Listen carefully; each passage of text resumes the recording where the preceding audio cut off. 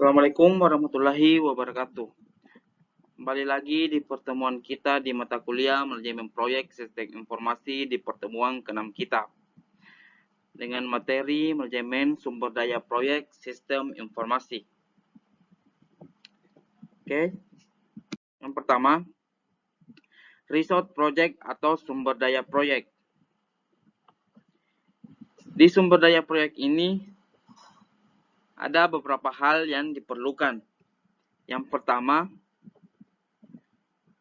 sumber daya manusia, peralatan kerja, dan fasilitas yang dikenal dengan istilah resource atau sumber daya. Nah, sekarang kita akan membahas tentang sumber daya proyek, di mana sumber daya proyek sistem informasi ini terbagi atas 3 kategori. Yang pertama, ada manusia atau sumber daya manusia.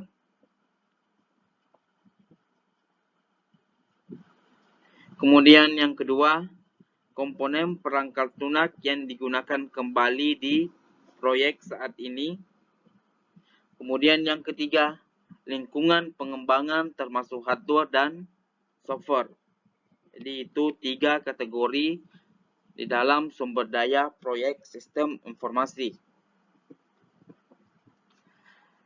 Namun tiap sumber daya proyek sistem informasi ini dapat kita tentukan dengan 4 karakteristik. Yang pertama, deskripsi sumber dayanya seperti apa, kemudian ketersediaan fasilitasnya, waktu yang diperlukan untuk menyelesaikan suatu proyek tersebut, berapa banyak waktu yang diperlukan. Selanjutnya, di sumber daya proyek ini terbagi atas 3 kategori. Yang pertama, ada sumber daya manusia atau SDM. Yang kedua, sumber daya lingkungan. Dan yang ketiga, perangkat lunak yang dapat digunakan kembali. Namun ketiga kategori ini terbagi lagi menjadi beberapa komponen. Oke, ini kita akan bahas. Yang pertama, ada sumber daya manusia. Kategori yang pertama di sumber daya proyek, yang pertama itu sumber daya manusia. Di elemen sumber daya manusia ini terbagi atas 3 komponen. Yang pertama jumlah.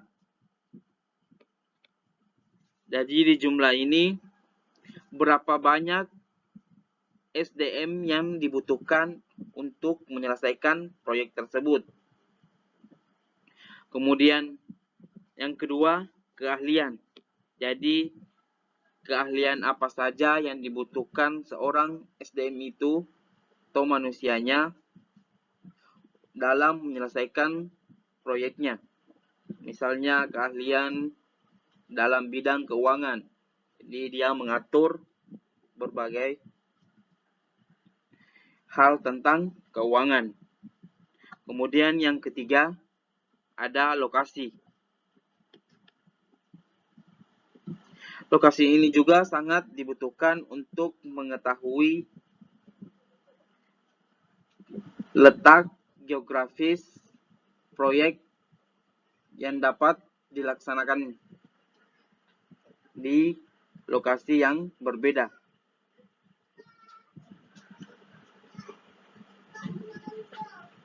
Selanjutnya, kategori yang kedua, ada perangkat lunak yang dapat digunakan kembali. Di kategori perangkat lunak yang dapat digunakan kembali ini terbagi atas 4 komponen. Yang pertama, ada komponen yang dapat dibeli. Komponen yang dapat dibeli ini merupakan komponen yang dapat diperoleh dari pihak ketiga atau pihak investor yang menyediakan barang dan jasa agar proyek kita dapat diselesaikan dengan baik. Kemudian yang kedua, ada komponen pengalaman penuh. Komponen pengalaman penuh ini mulai dari spesifikasi, rancangan, dan kode yang akan kita bangun untuk menyelesaikan proyek pada saat ini. Kemudian yang ketiga ada komponen pengalaman parsial.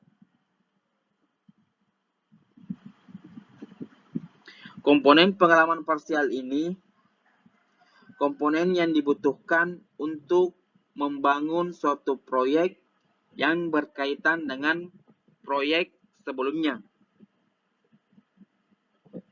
Kemudian yang keempat ada komponen baru. Komponen baru ini merupakan komponen yang harus dibangun oleh tim proyek yang dibutuhkan untuk memenuhi kebutuhan proyek pada saat ini. Jadi itu untuk kategori perangkat lunak yang dapat digunakan kembali. Selanjutnya, sumber daya lingkungan. Di kategori yang ketiga ini, sumber daya lingkungan terbagi atas 3 komponen. Yang pertama, perangkat lunak atau software. Jadi, software apa saja yang dibutuhkan untuk mendukung terlaksananya proyek dengan baik. Kemudian, komponen yang kedua ada perangkat keras atau hardware.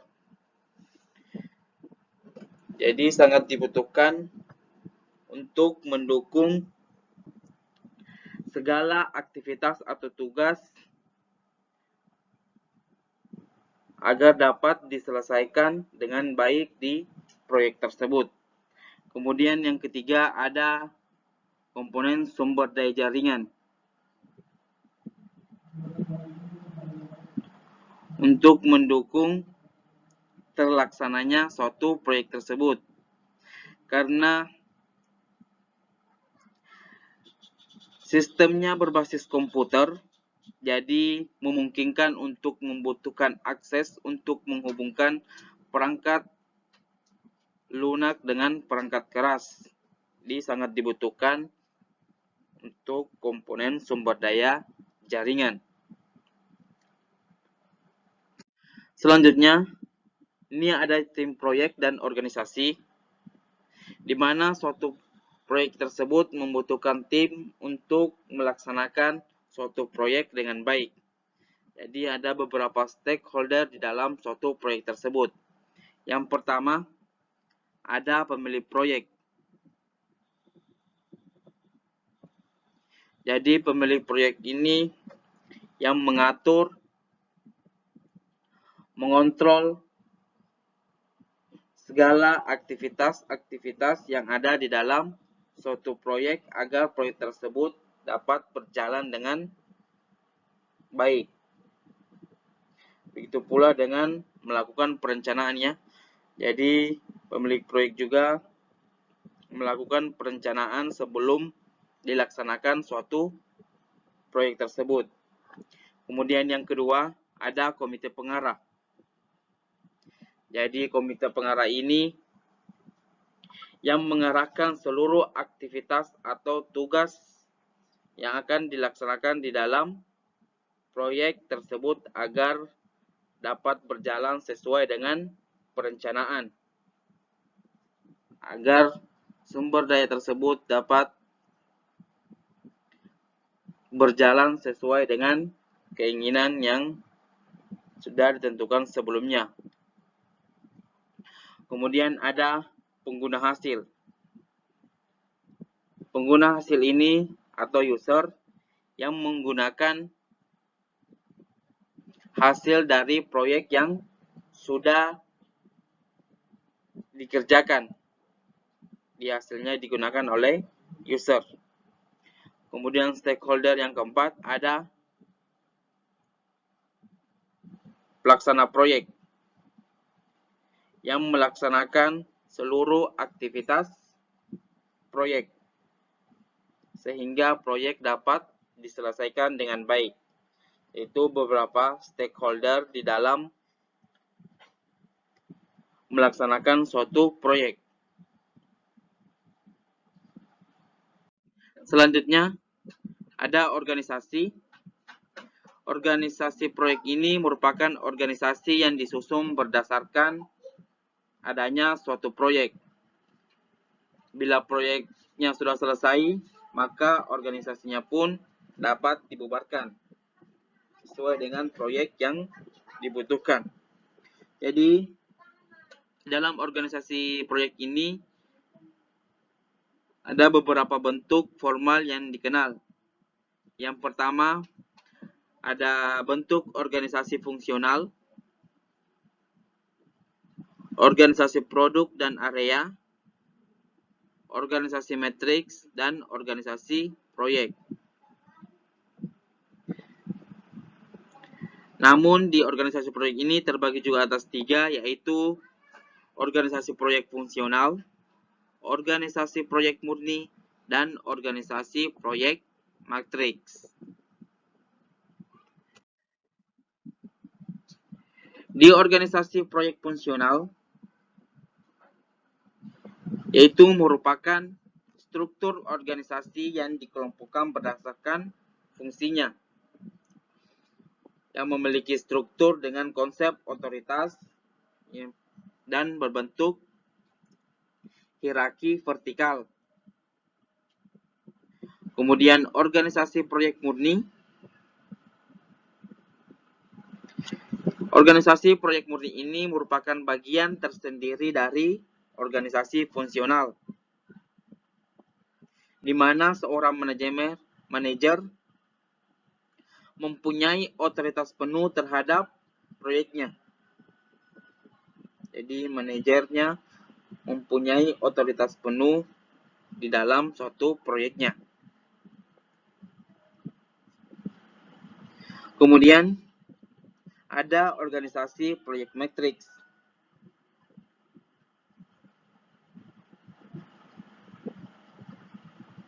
Organisasi proyek matriks ini biasa digabungkan dari organisasi proyek murni dan organisasi proyek fungsional. Organisasi proyek matriks ini biasa dimanfaatkan dari berbagai disiplin ilmu yang terlibat di dalam organisasi fungsional sebagai bagian dari proyek, namun tidak mengganggu proses pelaksanaan proyek. Selanjutnya,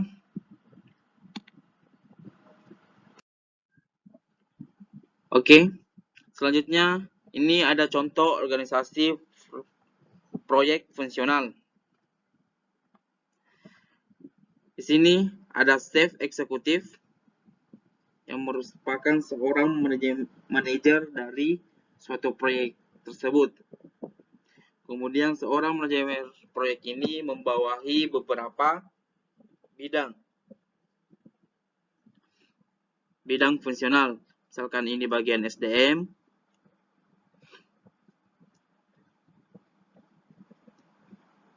bagian keuangan, dan bagian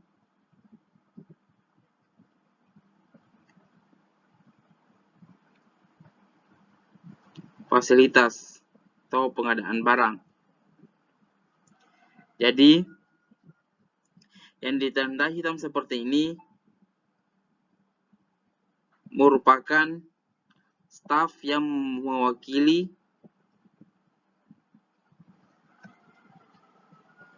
aktivitas yang dilaksanakan di dalam suatu proyek tersebut. Jadi tidak semua staf melakukan aktivitas di dalam proyek tersebut.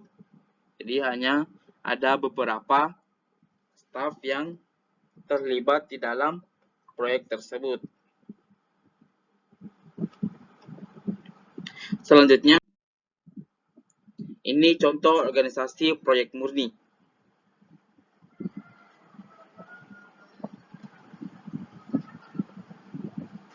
Ini berbeda yang sebelumnya. Ini juga dipimpin oleh seorang staff eksekutif atau manajer proyek. Kemudian dibawahi beberapa bidang keahlian, misalnya ini di bidang keuangan, di bidang SDM, dan di bidang pengadaan barang. Jadi berbeda yang sebelumnya. Kalau sebelumnya di organisasi proyek fungsional, stafnya tidak semua terlibat karena memiliki kemampuan yang berbeda di dalam mendukung suatu proyek tersebut. Kalau di organisasi proyek murni ini, semua stafnya terlibat di dalam suatu proyek tersebut untuk mendukung terlaksananya suatu proyek tersebut. Jadi itu bedanya di organisasi fungsional dan organisasi proyek murni. Kemudian di organisasi proyek matriks ini, gabungan dari organisasi proyek fungsional dan organisasi proyek murni.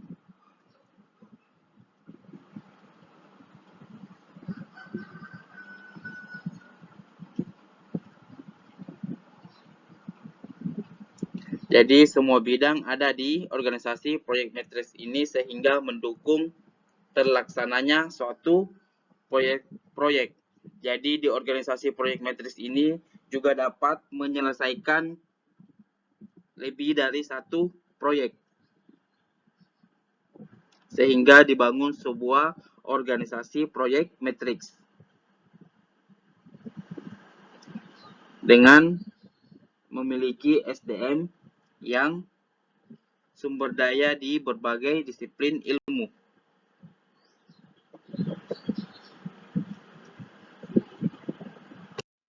Oke, saya kira itu untuk materi sumber daya proyek sistem informasi hari ini. Kemudian untuk kuisnya, kalian bisa akses Emacaya di materi sumber daya sistem informasi. Oke, saya tunggu hasil dari kuis kalian. Oke, terima kasih sudah menyimak video pembelajaran hari ini. Assalamualaikum warahmatullahi wabarakatuh. Sampai jumpa di pertemuan selanjutnya.